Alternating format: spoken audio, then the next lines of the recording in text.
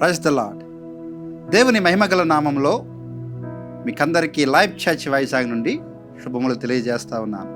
ఈ hope for today వాక్య సందేశంలోనికి మీకు స్వాగతం.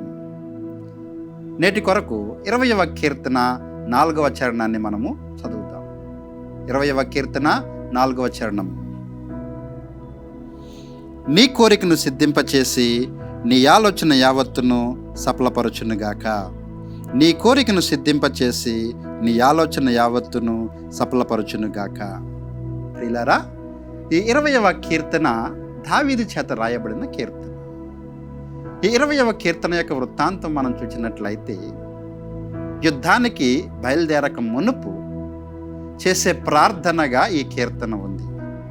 ఈ కీర్తనలో మొదటి 5 వచనాలు సమూహం అంతా కలిసి ప్రార్థన చేయగా, 6 నుండి 9 వచనాల వరకు దావీదు ఆ ప్రార్థనకు జవాబుగా దేవునిని కొనియాడుతూ ఉన్నట్లుగా మనం చూడగలం. అయితే ఈ 4వ వచనంలో నీ కోరికను సిద్ధింపచేసి నీ ఆలోచన యావత్తును సఫలపరచునుగాక అని ప్రజలు దావీదుతో చెబుతూ, దావీదు కోరిక అందరి కోరిక ఏంటి అంటే దావీదు చేస్తున్న యుద్ధము గెలవాలి. రెండవది, ఆ యుద్ధానికి దావీదు ఎలాంటి ప్రణాళికలు ఆలోచనలు కలిగి ఉన్నాడో అవన్నీ కూడా సఫలమవ్వాలి. మన జీవితాల్లో కూడా అనుదినము మనము యుద్ధంలోనే ఉంటాం.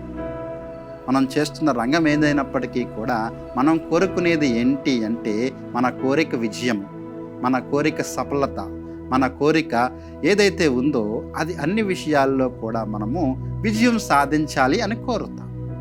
కాబట్టి మనం విజయం సాధించాలి అని అన్నట్లయితే, మన కోరికలు సఫలమవ్వాలి అన్నట్లయితే, ఎలాగైతే దావీదు యుద్ధానికి ముందు ప్రార్థన చేశాడో, మన యొక్క కార్యానికి ముందు గనక మనము ప్రార్థనతో ప్రారంభించినట్లయితే తప్పక మన కోరిక సిద్ధింప చేయబడుతుంది, మన యొక్క ఆలోచన సఫలం చేయబడుతుంది.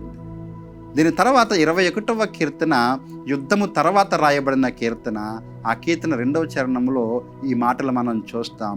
రాజు యొక్క మనోభీష్టము నెరవేర్చబడింది, ఆయన కోరికలు సఫలపరచబడ్డాయి అనే మాటను చూస్తాం. దేనితైతే ప్రార్థనతో ప్రారంభించిన దావీదు ఒక గొప్ప స్థుతితో ఆ యొక్క యుద్ధాన్ని ముగించాడు. మన యొక్క జీవితాన్ని, మన యొక్క దినాన్ని కూడా ప్రార్థనతో ప్రారంభించినట్లయితే మన కోరిక సిద్ధింప చేయబడి, మన యొక్క ఆలోచన సఫలపరచబడి దేవుని స్తుతించే వారముగా మనం ఉంటాం. కాబట్టి ప్రియులారా, మీరు ఏ రంగంలో ఉన్నప్పటికీ కూడా ప్రార్థనతో మీ కార్యాన్ని ప్రారంభించండి. దేవుడు మీ కోరికను సిద్ధింప చేస్తాడు, అలాగే మీ ఆలోచన సఫలపరచబడుతుంది. అప్పుడు దేవుని స్తుతించేవారుగా ఉంటారు. అట్టి కృప దేవుడు మీకు దయచేయునుగాక. ఆమేన్. ప్రార్థన. ప్రేమగల ప్రభువా, కృపగల తండ్రి, ఈ వాక్య వాగ్దానాన్ని బట్టి మీకు వందనాలు. మా ప్రియుల యొక్క కోరిక సిద్ధింప చేయబడి వారి ఆలోచన యావత్తు సఫలపరచబడును గాకని ప్రార్థిస్తున్నాము. ఇదిగో నాయన, వారు ముందుగా నీకు ప్రార్థిస్తూ ఉండగా వారికి కావలసిన విజయాన్ని, ఆలోచనను అనుగ్రహించి తద్వారా మీ నామానికి మీరు మహిమ తెచ్చుకుంటారని నమ్ముచు యేసు నామములో ఈ ప్రార్థన అడిగి వేడుకుంటున్నాము తండ్రి. Amen. Okay friends, God bless you. దేవుడు మిమ్మల్ని అన్ని వేళలా సక్సెస్ఫుల్గా ఉంచునుగాక.